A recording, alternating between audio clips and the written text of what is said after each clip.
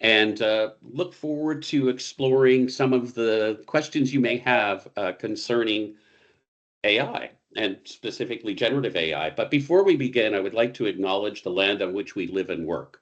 I'm based in Ottawa, the unceded and unsurrendered territory of the Anishinaabe Algonquin Nation, whose presence has reached back to time immemorial. Today, gathered in this digital space, we invite you to take a moment to reflect on the traditional, ancestral Inuit, Métis, and First Nation territories on which you are settled. And with that, I'll start with a few opening remarks before we get into our panel discussion.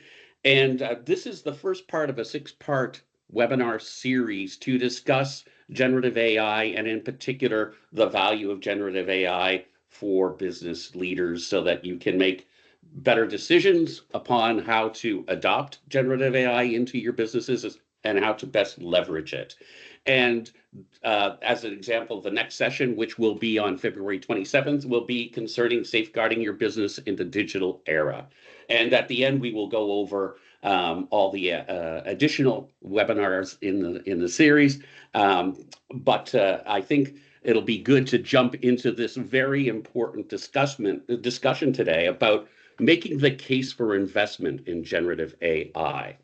And so with that, I would like to introduce my colleagues that are on the call, both from Microsoft.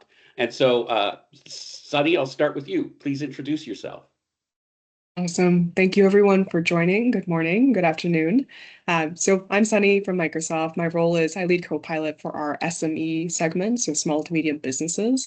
And what I've been doing for the last year or so is really enabling these capabilities for a variety of businesses, industries, and it's been a very interesting space. Learned a lot about the business value of why AI. So excited to be here today. Thank you, Sunny and Cree. Wonderful. I'm just so privileged to get to share this platform with these two wonderful people, as well as you, our audience. I am Cree Govender. I am the SMB leader here from Microsoft Canada. So I get to work through our partner ecosystem, reaching out to about 1.4 million of our small and medium enterprises. So we see a lot, we hear a lot about AI, and critically, we're going to bring some of those real life examples to this discussion today and hopefully guide you on your AI journey. That's great. And one of my colleagues, Carly, can you pop up the ICTC slide for a moment? And just to give some background on who we are. And so I'm Rob Davidson. I am the Director of Data Science for ICTC. And we're really focused on being a neutral, not-for-profit national center of expertise with the mission of strengthening Canada's digital advantage in the global economy. And so I do a lot of work directly with artificial intelligence and also generative AI, as well as do research on it about how it is impacting the Canadian digital economy. So really looking forward to both Cree and Sunny's comments on the questions that we have for today. And so without further ado, we will jump into this. Just so you know, the chat is closed, but we do have the Q&A open. And we have our chat moderator, Lisa Everett from Microsoft, who will be there moderating over the questions. And we'll save the questions for the panelists to answer at the end of the session. So we can get started now. And I'll start with a sort of a basic question and I'll start with you, Cree. And this is really to kind of frame for those who may be new to the concept of generative AI. Can you explain what generative AI is and how it differs from traditional AI?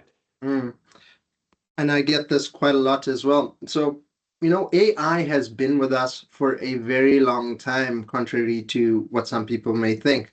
It's been around since like the 60s, and it's had many incantations, as large language models now have come to the fore. That's really the first time that we've seen generative AI and what makes it quite different. So I'm going to use an analogy here to make it very consumable for people. Traditional AI, I like to think of like this master chess player, really brilliant at predefined moves and working within rules. Generative AI, on the other hand, is like the artist, the storyteller, the innovator. It doesn't just follow patterns, but it creates. And that's the critical piece, the generative and the creative bit. While traditional AI analyzes data and makes decisions based on logic, Gen AI can write code and even compose music. It's the difference between following a recipe and inventing an entirely new cuisine. That's great, Cree. And Sunny, do you have anything to add to that? I love your analogy, Creed. I think that makes it super digestible. The only thing that I would add is for a lot of the folks on the call, probably why you're interested in AI is how you and your users and employees can apply it to your business. For a lot of us, generative AI was first introduced through ChatGPT. I think that's a pretty common experience for everybody. But the one thing I like to teach when I train people on how to use AI is that traditionally we think of it as search. You're using Google, you're using Bing, you're using all of these engines, you're putting in certain keywords. That's often not sufficient when it comes to AI. AI is the best when you treat it like a person, when you talk to it in full sentences, give it context. And we'll talk more about that in terms of use cases, but that's just something to keep in mind. Even the way that you work with technology now is different. You're not pushing buttons, you're speaking to it like a person. And I think that's what makes it so accessible and powerful within the Canadian context. That's great. Thanks, Sunny. And Cree, you did have to mention how long it's been around because I know my first interaction with doing machine learning models was back in the 1980s. So yes, it's been around for a while. But to Sunny's point about what some of the things and first experiences with generative AI have been, really, using it as a sort of a Copilot really for your development has really been a real advantage for a small company that maybe doesn't have a lot of development talent on board. So some of these extensions that we can look at really can impact small to medium-sized enterprises. And with that, I'd like to direct a question to Cree now, and that is, there's often this perception that AI is only for big enterprises. From your experience, what are some of the misconceptions small to medium sized businesses have about adopting AI, and how do you address them? Yeah, that's a fantastic question, Rob. And yes, traditionally, if we think about like the absolute best technologies as history has taught us, it's often been the domain of our enterprise style organizations, right? Because they've often come at a very high price point, and you need both like compute power that used to live physically within our environments. If you think back to the days where we had these floors and floors of like servers sitting there, number one, and then you needed a large amount of technical expertise from like architects and developers and testers and running these rigorous processes to really like drain out the benefit of that technology. Where we live today, with the power of the cloud, and you think about things as simple as our devices that connect into the cloud all of the time. And by devices, I mean not just our laptops, but even the very devices that we hold in our hands, like our smartphones, right? Everything now has largely become ubiquitous, right? If we think about like navigation systems, they're now embedded into our phones. You think about playlists. I mean, many of us, myself included, end up sitting and consuming a lot of media through my actual phone. The point I'm getting to is this aspect of democratization at scale. And this is what Gen AI has brought about as well. If we go back to your example of ChatGPT or even leveraging the free version of Copilot through Bing.com, that's actually ubiquitous. All you need is access to the internet and a browser connection. That's about it. So with that, I mean, please don't put sensitive information into those instances. Pay for use is something absolutely critical here, but the ubiquitous nature of this has made it so very consumable. I mean, I even have my 79-year-old dad leveraging it, albeit to like help write us like birthday messages. But the critical point is it's lowered that barrier to entry. The fact that we can engage in natural language and the machine is able to take that and distill that, even when our meaning is not well formed, we're using incorrect spelling, it's able to look around all of that and really derive out what is the context that you're trying to do here, and is able to go and execute on our behalf. And that, for me, is a fundamental thing in terms of why it now becomes the domain of the many as opposed to the domain of the few. That's great. And looking toward sort of how we can make a business case for generative AI, in particular with small to medium-sized businesses, I'll move the next question to you, Sunny, and that is, can you share some specific examples of how small to medium-sized businesses have successfully integrated generative AI to enhance efficiency or drive innovation? Yeah, I love that question. And I think just building off of Cree's point, I work with organizations anywhere from 50 people all the way to 1,000 people. And that still counts as, I think, a small to medium enterprise for Canada. I think small to medium enterprises have a unique challenge where you often don't have enough resources that fit your growth ambitions or what you need to do. Large enterprises have multiple people doing the same thing. They have mountains and mountains of documentation. We don't have the same privileges within the SME space. And so for products to be completely free or very, very affordable pays for use is something that I think is a huge opportunity. I have two examples to show you. These are both Canadian examples. So one is a startup called Trellant. They were part of the Microsoft startup program. And what they do is they essentially build documentation for tech companies. So when you code or when you ship a new feature, for those of you who are in the software startup space, you have to document those changes so that when new people come on board, they understand what those products actually do. And what this organization decided to do is they decided to use AI within their product so that the speed, before it was maybe 3 seconds, 5 seconds to get to a piece of documentation on this code that was changed, now it's down to 750 milliseconds. And for a small company with limited developers and you're trying to scale and serve customers even faster, that actually adds up. It really does. So I think that's a great example of having AI within your actual businesses, within your business offerings. That's one angle. The other angle is there's a smaller private equity pension fund called BCI, British Columbia Investment Management Corp, that I personally worked with. They actually use Copilot to achieve up to 10 to 20% productivity savings. So they looked at AI from more of a traditional lens. How do we give time back? How do we make people happier? That's a big thing because it's very competitive to get talent in that space. And then also, how do we, for example, get people to focus on higher value tasks? And so they looked at it from an automation perspective and, like I said, save 10 to 20% of time from missing meetings, from writing emails, but they also found other opportunities to actually save up to 2,300 hours of time. That's a public story that's available on our website. And something that they actually found is their satisfaction internally went up. They did a survey and found that 68% of people said that they were happier at their jobs, which is great for retention. And more importantly, they use AI to then analyze those survey results. So it took that time from 3 months down to 1 month to get even insights from that survey. So it's really just a circular process. You can think about it from the actual satisfaction of your processes. You can think about it for your business model, but there's many examples of just small wins that actually add up to big things. That's great. And I think, Sunny, that brings sort of a focus to some of the maybe industries that maybe you see, and I'll open it up to Cree as well, of what industries do you see AI being more quickly adopted by small to medium-sized enterprises in the Canadian context right now? And you mentioned a financial services organization. What else are you seeing out there? I think Cree probably has a more holistic perspective on all the industries, but what I will say is I've noticed services, professional services in particular, to have really taken off for the sole reason that there's a lot of administrative work that has to be done in just the day-to-day. And when I mean administrative work, I mean drafting, responding to emails, getting back to customers, processing documents. These are things that we don't think about, but actually take a lot of time away from the strategy and the focus on growth that we all really want. And so that's one thing I'll call out. So for those of you who are in the services sector or you're building professional services to then sell to others, that's a huge opportunity for you to cut back that time.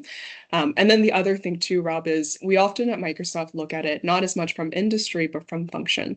So every startup, every small to medium business has a finance function and a recruitment function and a marketing function, a sales function. And there's a ton of opportunities within AI for each of those pieces. For example, if you decide that posting more content is the most important thing to you, having AI help you to draft that can get you to do more with the resources that you have, rather than having to, let's say, spend a lot of time and recruiting for 5 more people, you could potentially do the work of 5 people or have those 5 people do more.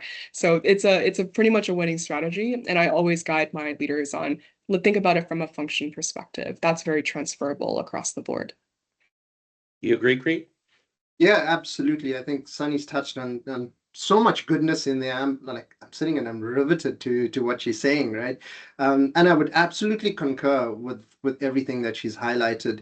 Just maybe a few more that I've seen in terms of like use cases. Retail's pretty much a big one within our SMB environment for a few things, like personalized recommendations. Like what I've seen is, if you think about like your typical engagement with a retail website, you go through like a structured menu, or you've got to go and put in a search. What you can do with this natural language now is saying, hey, I'm hosting a party for my son in a few weeks' time. It's a massive Liverpool soccer fan. So I could go into a search window now and type in, I'm doing a party for my 6-year-old son. It's a Liverpool party. And it will go and it will be able to connect all of the dots and bring back things like, here's the type of decor that you need. Here's the type of cake that looks like that. Here's the chairs, the balloons, everything. So that you don't have to go through this very mechanical kind of search that we've all become trained and used to. It really enhances customer experience, is what's happening at the end of it. The second big one is this, which is chat-driven customer engagement. The rise of chatbots and having and leveraging that natural language capability, being connected to the richness of the data in the back end, and being able to drive these very compelling customer engagement experiences frees up time from people. You're not inhibited by human capacity, and it becomes effectively infinitely scalable. So those are some. The other area that I've seen, outside of professional services is law. Law is a big area in terms of like, taking legalese and really trying to make it consumable for a layperson. Many law organizations or firms have done that. They're also augmenting their human capacity with things such as like connecting cases back to particular citations and so forth, things that were often quite tedious, and really trying to find those has now been supercharged by AI. And a call out to one Canadian company, I love that Sunny's bringing up those examples, a company that's born and bred right here in Canada, an SMB called Lovo, which has a variety of law services that you can go and engage with through a digital platform. So if you're writing up a will, if even going through a separation, they handle all of that for you and really bring down the cost of these services. Once again, democratization to make it the domain of the many versus the domain of the few. I think that is a great way to articulate that. And one of the things that it sounds like a really great opportunity to do that, to democratize recommendation, as an example, in retail, so that you don't have to have massive investments to be able to leverage very powerful tools.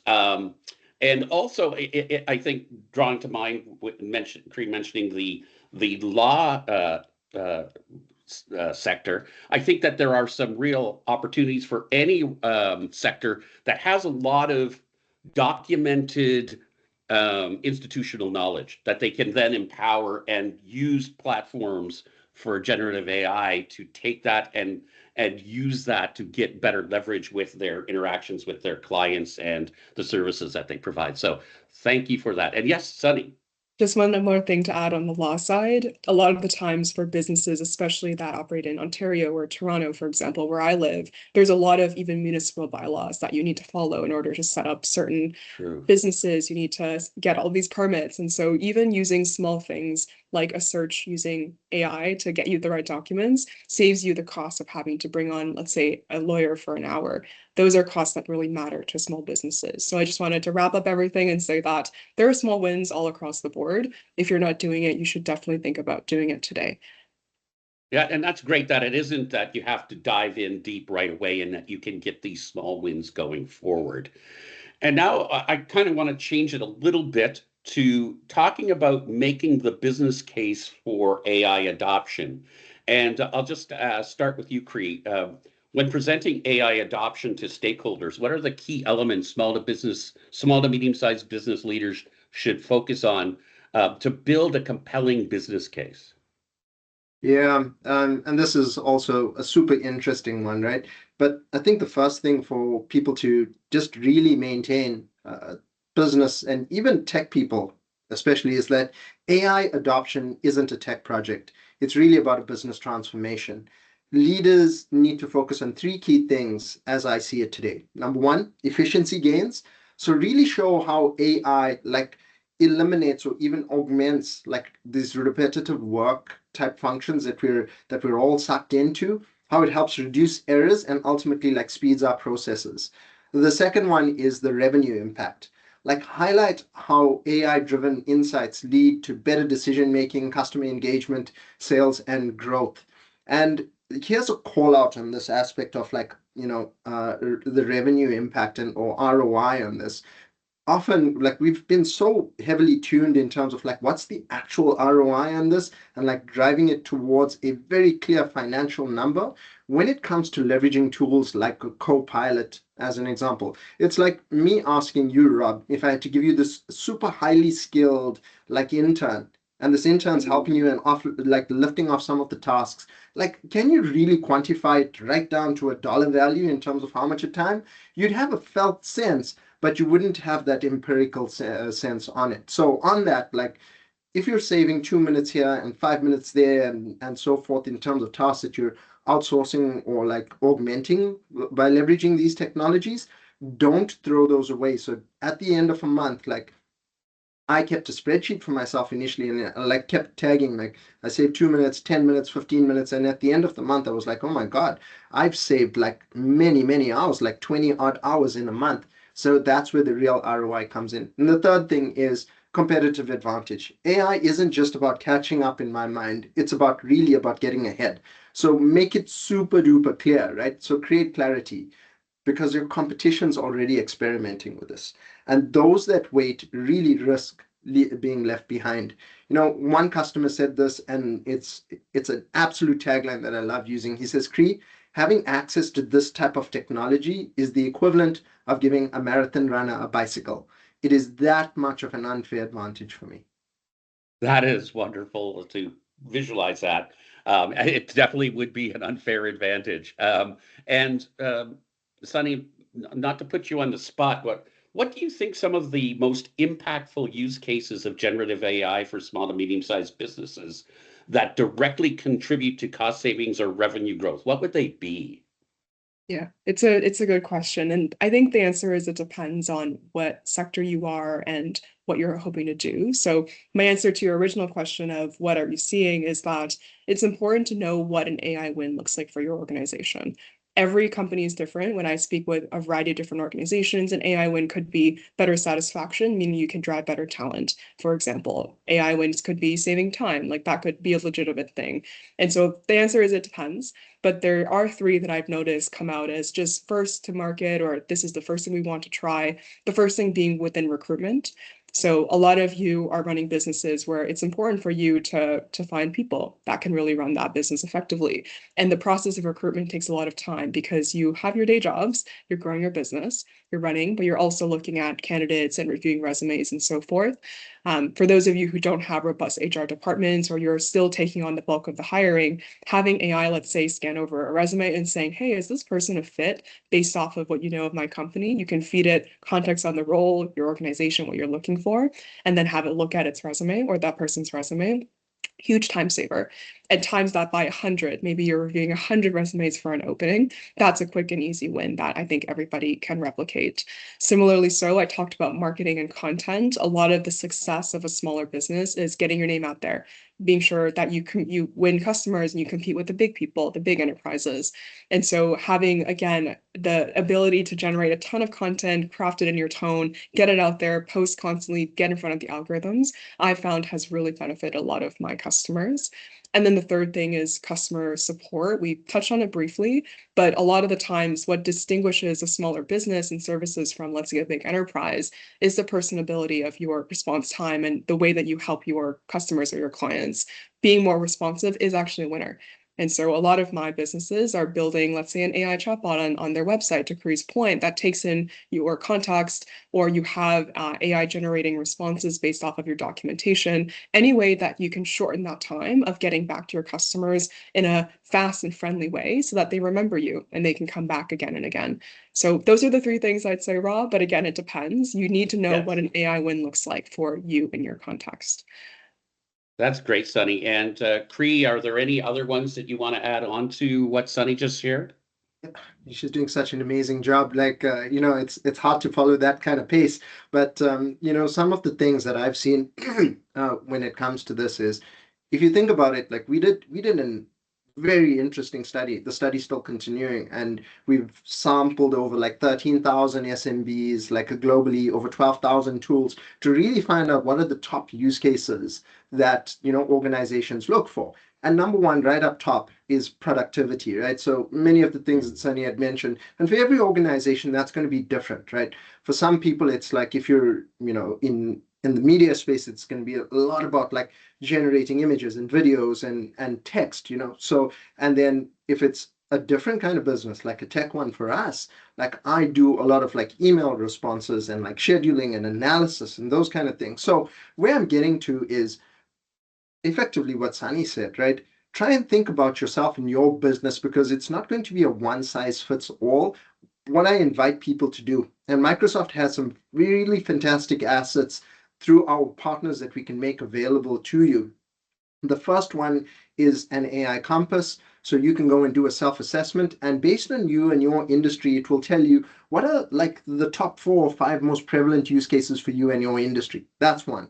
The second thing that we've got is we've got an AI use case finder that all our partners have access to, and that's sliced across industry as well as persona. So you could approach it from multiple directions because it's matrixed. So you could say CFO type function, or a copywriter type function, whatever it may be, across multiple industries, or you could go deep on an industry across those. So there are multiple use cases out there, but the most predominant one is really in the space around productivity, and then following straight behind that is customer service. So the chatbots that I had spoken to, even having bots that actually do outreach in terms of sale, right? So agents that are actually working on your behalf, that reach out to your customers for demand generation, or even based on inbound, and this will be absolutely transparent to the humans that are engaging with it.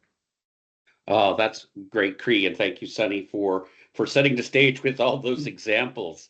And what this brings me to, though, is we're thinking about all these great use cases. What are some of the challenges and the lessons learned so far from your experience with your clients, and the space in general? What are some of the most common challenges that small to medium-sized businesses face when implementing AI, and how can they navigate those effectively? And I'll start with you, Sunny. Yeah.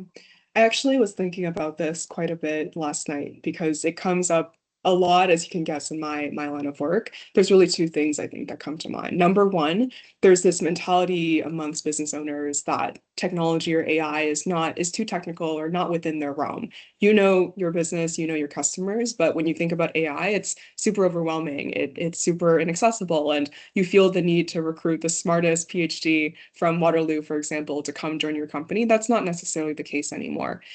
We have a lot of examples for you on how to just prompt and get a result. And so the number one thing I think I face is just this mentality that I'm not smart enough, or it's too technical. There's no way I can wrap my head around it. I don't even know my way around a computer. You can make your way around AI. Trust me, it's very, very simple. But breaking that mentality is difficult. And that also ties to, I think, having resources internally within your organizations or within your co-founders to actually be able to think about these things in the right way.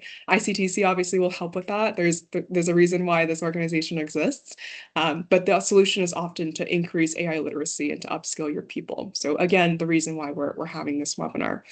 The second thing, it's a little bit difficult to solve, to be honest, is really just resistance to change. And so as a leader, you can decide that, hey, AI is what we're going to do. We're going to build it into our business. We're going to look for efficiencies everywhere, but only comes down to people's willingness to adopt and willingness to skill.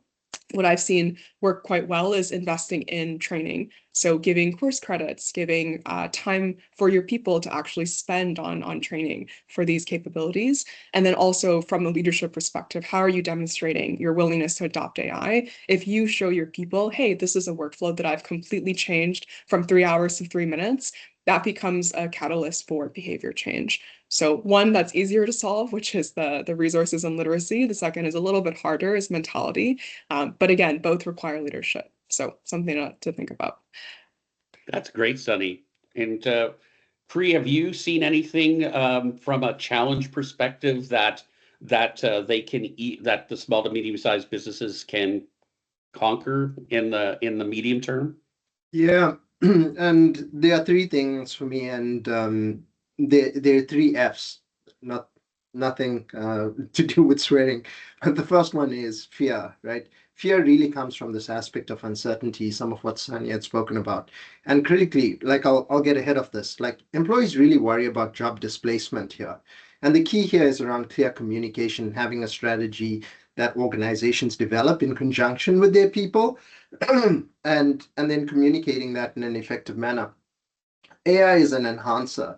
It is not about job displacement and it's not a replacer.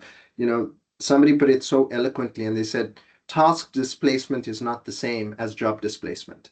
The second F is friction, and that arises from like change resistance. So solving this means starting small, starting to prove value, and then scaling it up. And the final one is fit.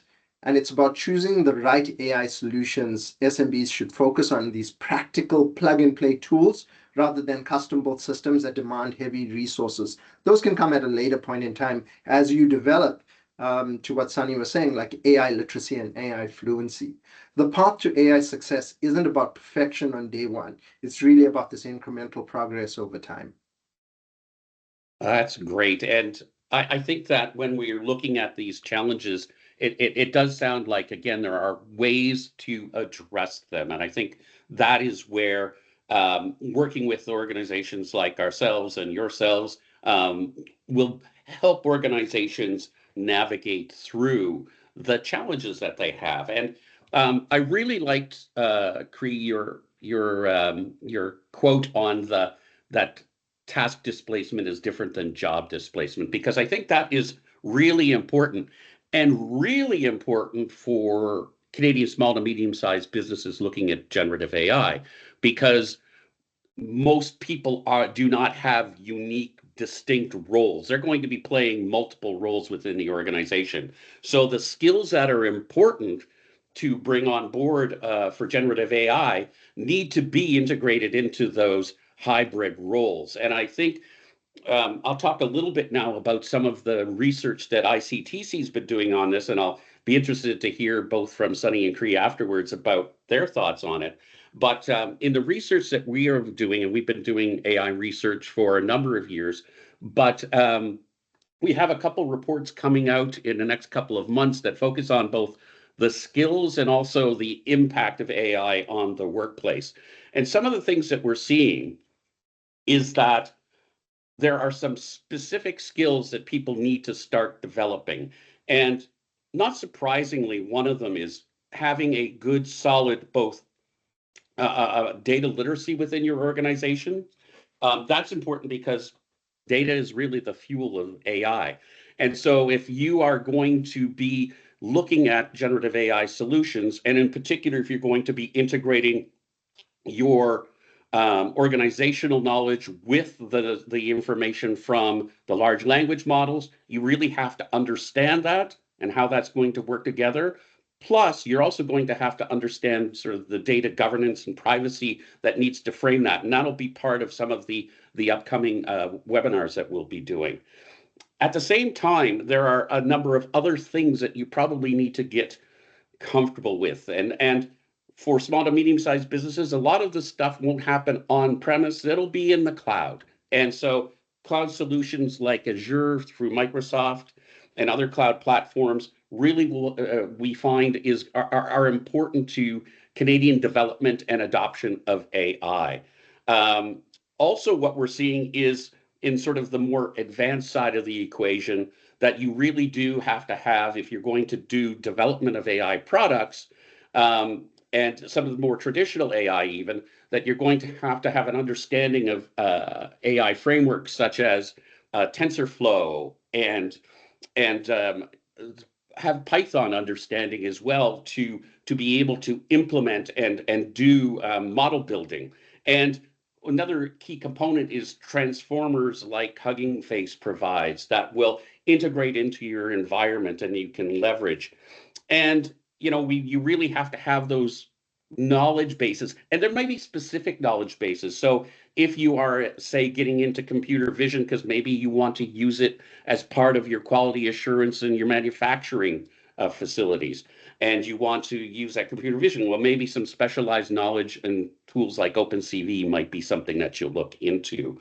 But really, there's these technical skills, but also what we are seeing is that there's a real importance on having the very distinctive human skills associated to and alongside those technical skills. So things like critical thinking, collaboration, problem solving, and even curiosity to be able to explore those different ideas that you might have leveraging AI within your organization. We see those as absolutely necessary for the talent going forward. So it's really a combination of the two. So I'm wondering, Sunny, do you have any thoughts on the skills?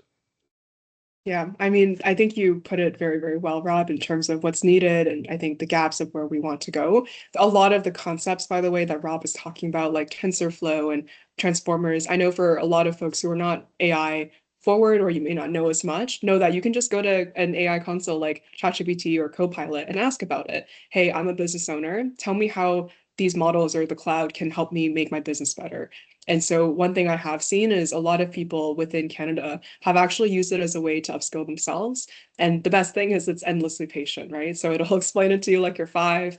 It'll walk down the steps. How do I negotiate with my supplier given the tariffs and I can decrease my price? Like you can ask it any sort of scenario and you can absolutely get a great answer. So use it for yourself. Whenever you hear something, don't feel intimidation. Say, this is a prompt for me to then put into the Copilot or an AI so that I can then learn and be better and faster and more effective. And that mindset should go to everybody within your business. So Rob, I totally agree with your points. Thank you, Sunny. And Cree, I saw you agreeing with Sunny's points as well. Yeah, very, very much so. I think she's just, if there's one thing that you take away from this, it's what Sunny just said. Like, go out and experiment with this. Like, I mean, if you're going to be using like a public domain type tool, once again, do not put sensitive company information into it. But more than that, like, just start to experiment, right? I'm going to share a tip here with you guys, which is when most people, myself included, first start to engage with some sort of a generative AI type tool, like be it ChatGPT or even Copilot through Bing, your initial prompt that you put in is about 4 to 6 words long. The reason is that we treat it very much in the same way that we've been trained on search engines. So when you put in something as vague as like help me write an email, to Sunny's point, it's like endlessly patient, but also it acquiesces to your every need. So if you don't provide enough context, it's just going to go and hallucinate a couple of things, right? Like that super smart intern. If Rob had to say to that intern, go write me an email, the intern will be like, who is this email going to go to? Like, what's the context? Like, is it business? Is it personal? What is it about? So here's a trick. At the end of those prompts, as you're starting to build up this this AI fluency and literacy, mix some words together there. What you need to do is this, just append this at the end of your prompt, which is before you respond, what other information would be helpful for you? That's all you need to do. And the actual AI, like this chatbot, or it's like ChatGPT or Copilot, will stop and ask you the questions.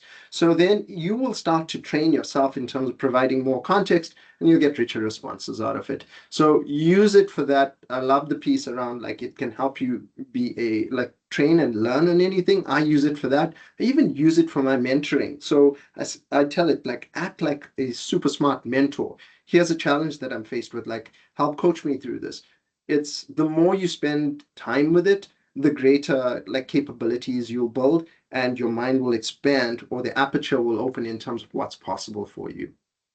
That's a great point, Cree, and thank you for your comments as well, Sonny, because I think that's really important, and to explore that aspect of what is termed prompt engineering, and again, use Copilot or your tool of choice to investigate what that means, and use that sort of pre-prompt that Cree mentioned to sort of give you a better framework. And one of the things that you can also sort of experiment with when you run a session with one of these chatbot agents for an LLM is to experiment with the fact that it does remember context to your previous questions in that session, so that it's not like using just a simple search and then having to restart at every stage, that it remembers the types of questions that you've been asking during that session, and you can build on it. So you could say, referring back to your last answer, what did you mean by? And it can answer that. So there's some real powerful tools that you can use just to learn more about um, any topic that you wish, including generative AI. Okay, great. I know we're moving on in time, and I want to ask one sort of question to kind of take a step back, take a breath, and look forward. And that is, looking at the future of AI for small to medium-sized businesses, particularly in Canada, looking ahead, what are those AI trends that they should be preparing for in the next 3 to 5 years? And for AI, that's a long horizon. So I'll start with you, Cree, on that one. Yeah, it truly is. And for the longest time we've been like looking at Moore's law in terms of the way that, technology like grows at this rate and like how quickly it diffuses. But, what we've come to understand or we've seen and observed and felt for ourselves is technology diffuses at like so fast right now. ChatGPT reached 100 million users in just 2 months. That was 4 times faster than the previously fastest adopted technology, which was TikTok. And you look at what happened with DeepSeek just within the space of like a few days, like it had spread and it had diffused, right? So whatever's coming next will diffuse even faster in terms of that. And because of this, we see people that are, infinitely smarter than me, like that say that, artificial general intelligence, they're like redoing where they thought this was going to be, and they bring those timelines further forward. So that's something I think that's going to be coming in the next like horizon for us, not immediately, but what's next in the next 3 to 5 years as I kind of see it. Next wave of AI is not just going to assist us, it's really going to anticipate and critically participate. So those two things, anticipation and participation. They will be the world of agents, and as the name speaks to, they will have agency in the same way that we as human beings have agency and have the ability to act on things. So expect AI powered co-pilots that proactively suggest actions rather than just responding to commands that you put in. Hyper-personalization will start to redefine customer experience, some of which we spoke to today, making one-size-fits-all marketing a bit of like a relic in my mind. These autonomous AI agents or digital workers that operate semi-independently will now become mainstream. And finally, I think SMBs should prepare for AI regulation and ethical considerations. Right now, there's a very, very, very big gathering of the brightest world leaders, in France right now. So where they're debating these very topics, right? So AI's evolution isn't just technological; it's also societal. And the businesses that embrace AI thoughtfully really will be the ones that end up leading and transforming the world going forward. Awesome. And Sunny? I think just to echo what Chris said, there is a saying that 2025 is the year of the agent. I see some questions already in the Q&A around chatbots and so forth. So if you haven't already, obviously, generative AI basic is something you need to look at today. We've already identified that. But the next horizon for the next year is definitely going to be agents. To Chris' point, agents will take in instructions, they'll work autonomously. There are providers like Microsoft that provide you tools to build your own agents or to acquire these agents. And so the saying goes back to the very beginning when I said a prompt for every task, an agent for every workflow. You can honestly think about your business and mind map it out and categorize everything in that context, and it will make you faster. It will make you more effective, but you do have to do a little bit of thinking to figure out where that fits in. We obviously have stories that you can take inspiration from, but again, prompt for every task, agent for every workflow. when you also look at acquiring technology tools or building that into your business, think about the more agentic side when you're looking for vendors, when you're looking for those tools.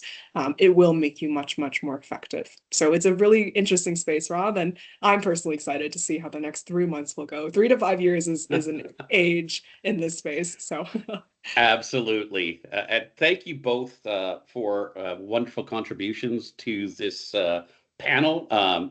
Very impressed by your knowledge and scope of the topic area as it is changing, and there are new events like what's happening in AI governance in France right now, and how everybody's talking about it, and then all the developments technology-wise. So thank you very much. And what we'll do now is we'll go to Q&A, and I'll bring Lisa Everett into the equation here, and we'll see how with some curated questions from the Q&A. Go. Yeah, hi everyone. Thanks so much, Rob, Cree, and Sunny. I just wanted to rephrase a couple of questions we've had in the Q&A around the more examples of return on investment or the case for making the investment. So, Sunny, I'll maybe pose this question to you. Could you share a couple of those statistics from the report you mentioned earlier? Absolutely. So I think for anyone who's on the call, we can provide a link to this report and you can feel free to dive into it as well. But we did do a study with Forrester earlier last year that looked at SMBs across North America. So it's a cross section of all industries, but small to medium business, how AI has helped them in some very tactical ways. So you can see on the slide, there's really 3 core buckets. We talked about onboarding and hiring. We talked about reducing costs, but we also didn't really spend as much time on the profit incentive. So it comes with better customer service. That means more customers and so forth. I've distilled down a couple more examples. So really, we can really dive into any use case, any sector, but meetings, search, so finding permits, understanding regulations, not having to hire a lawyer, you can be your own lawyer, as well as teaching yourself new skills. And then finally, content are just some of the key ways that were called out in that study. And so there's really no better place to start than to look at what other people are doing, especially in other markets. So Lisa, that's a really great call out. And I think we can provide a link to this report after as well. Yeah, that's great. Another question I love, Sunny, I'm going to actually steal this from you, is thinking through an agent as a workflow and a prompt as a task, because I myself need to get more comfortable with the agent space. But could we maybe throw up that example of a prompt of how to formulate the recipe for a prompt? Because a few folks are interested in how do I build a prompt? How do I build an agent? What does that look like in this example? Yeah, so it's coming across just a little blurry for me, which is okay. I think we'll send out the slides after as well. Could just be on my side. But at a high level, this really is an example of a recruiting prompt that goes back to what I was talking about before. So you're busy, you have a day job, you're growing your business. You also have to review, let's say, 100 resumes for somebody who's going to be your new ops manager or your new marketing person. And that takes a lot of time. That's time away from things that are critical for your business. This is also being critical. So the prompt is really saying, hey, I'm looking for a person, and you insert that job description to give it that context. Here's their resume. Now, help me understand whether or not they fit my qualifications. And it's very small, but what Copilot, and in this case, any AI tool will say is, well, it looks like they have the education qualifications based on their resume, but they seem to lack certain experiences. Maybe you should ask more questions about this in the actual interview. I found this example to be really impactful because this would have taken probably an hour of time for each individual candidate. Now you can do essentially this times however many seconds it takes for all of your candidates. And so it's a full day of workloads distilled into essentially an hour based off of how many people you have. So yes, Lisa, I would love to show this. And actually, if we flip to the previous slide, I did prepare a quick video. This is just to show everyone context on the various workflows and ways that I've seen AI being used. And so if you flip to slide 7, this is just a quick example where the person is giving and providing, let's say, context. AI is creating that graph. You don't have to know how to code.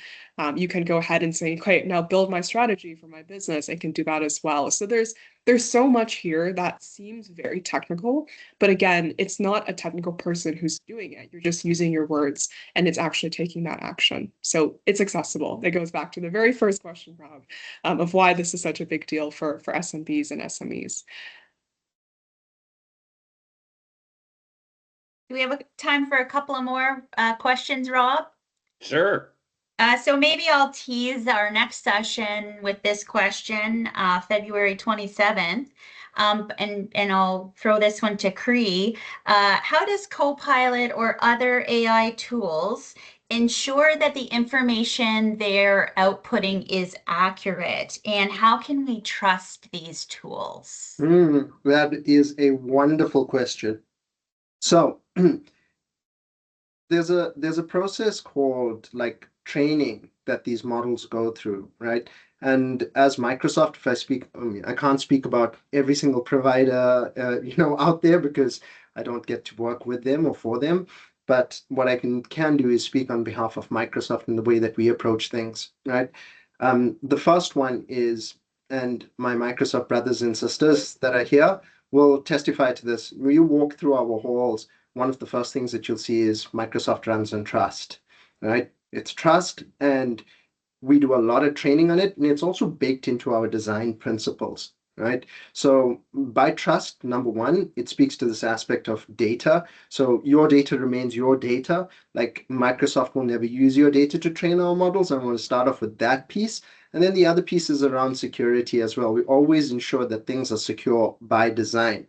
So coming back to the heart of your question here, Lisa, in terms of accuracy. So you think about those pillars that are built in, number one, right? Trust and security, number one. And as we start to build out our models, we make sure that through training, we aim to eliminate things such as biases, right? They go through rigorous testing and training of the models to ensure that we don't have those things coming through. But here's the thing, because this is generative, it is not deterministic. And by deterministic, I mean, if you think about something like Excel, if you put two numbers into a column and a third one and you aim to sum it, it doesn't matter what two numbers you put in on the other side, mathematically you'll always end up at a particular answer. That's deterministic. Generative technologies, just like humans, are not like that, right? So with that as an example, if you go back to what I shared earlier on, if you provide something very vague, like write me an email, it will go and hallucinate something, right? So, and you put in the same prompt straight after that, it won't give you the exact same answer. So it's not deterministic. It will give you a different answer. Just like humans. If you had to ask me today, hey Cree, what was your day like? I'd tell you, and if you asked me in the afternoon, I'd use different words, but the essence of it would be the same. So with that, right? So there are a couple of things that I had spoken to here. Like you cannot absolutely ensure that everything that's coming out of it is going to be 100% accurate, which is the reason we refer to these as co-pilots. They are not the pilot. Go back to my example of Rob's super smart assistant, like or intern. If you had given them something critical to do, which is like go build me a use case or like an executive report for our board, you wouldn't just take that and hand it off and give it to the board, right? You would like look over it because they are your co-pilot. So in the same way, this is augmentation of what you're doing. It is not an actual handoff. So hopefully that kind of answers the question through a number of different lenses. Well, maybe we'll end it there and I'll throw it back to you, Rob. Thank you, and thank you, Lisa, for coordinating and curating those questions, and again to Sunny and Cree for their great contributions to the discussion. And if we could pop up sort of the wrap up slides, just so that I can introduce what's happening next from a webinar perspective. Here we go. So as part of the series, of course, today is the starting one. I hope you found it valuable. And on February 27th, we'll be talking about safeguarding your business in a digital era and what does that mean from a generative AI perspective. So in a second, we will show you a link for that. At the same time, going forward, there's unlocking data's full potential from data to decisions, because data is so important to unlocking the most value for generative AI. Also, future-proofing your workforce, talent management and productivity. How do you get these gains into your team?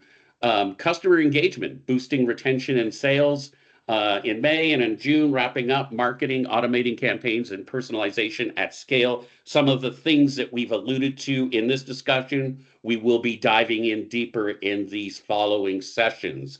So with that, if we pop to the next slide, you can register for the Generative AI Business Leaders Hub, and so you can gain access to some of the tools that were talked about today, the series of recorded virtual web series, and the generative AI assessment tool that Cree mentioned early on. So is there one more slide, I think, that has some QR codes that we can leave up for a moment? So one of them is for registering for that free Generative AI for Business Leaders Hub, and there's a whole community and resources that are associated to that, and also for that upcoming webinar in a couple of weeks on securing your business in this age of generative AI.